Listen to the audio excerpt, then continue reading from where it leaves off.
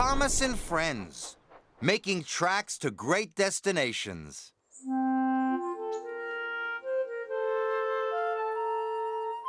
Dear Christopher, here is your friend Thomas the Tank Engine. He wanted to come out of his station yard and see the world. These stories tell you how he did it. I hope you will like them because you helped me to make them. Your loving Daddy.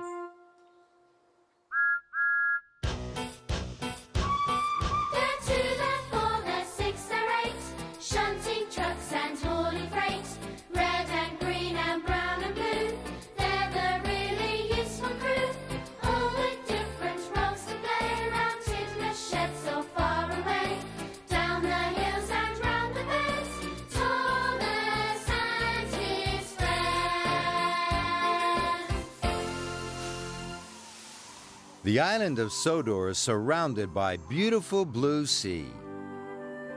It has fields of green and sandy yellow beaches.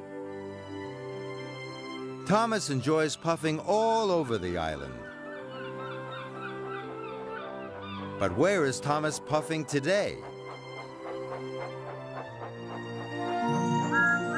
Thomas is puffing high into the hills of Sodor. Hello, Thomas. Hello, everyone. Welcome to the narrow gauge railway.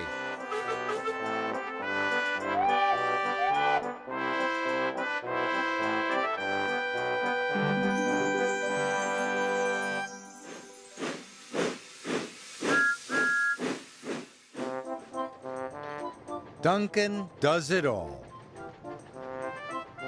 Duncan is a very lively engine. He likes to do important jobs, and he always likes to be busy.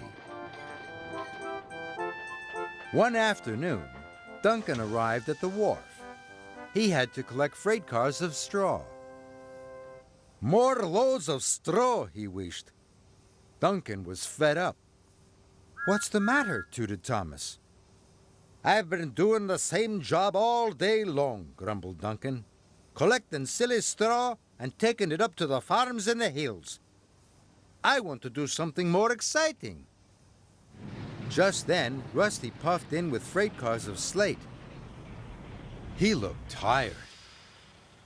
Hello, he wished warily. I have so many jobs to do today. I'm all puffed out. What sort of jobs? Asked Duncan.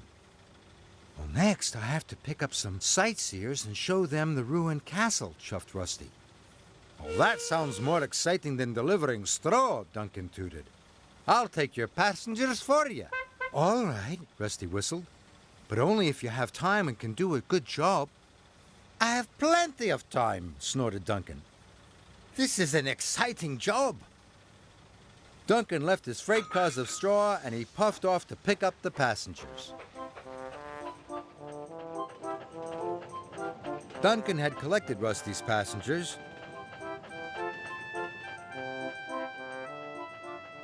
and soon he was chuffing cheerfully through the beautiful countryside. Look at the sights! Look at the sights! His wheels clickety-clacked along the tracks. Duncan was enjoying his new job.